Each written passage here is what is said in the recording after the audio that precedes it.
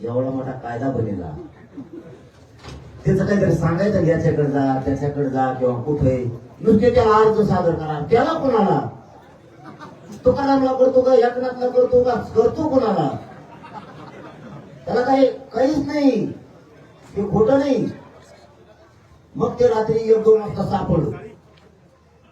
ही सत्य परिस्थिती. कारण माननीय न्यायालयाने सांगितलं तुम्ही तिथं अर्ज करा आणि परवानगी द्यायची का नाही. बघा लक्षात ठेवा, मराठी परवानगी द्यायची का नाही सरकार ठरवणार. म्हणजे देवेंद्र फडणवीस पुन्हा तिथं थांबलं.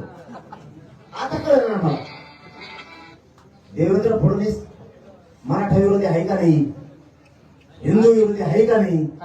आता लक्षात येईल.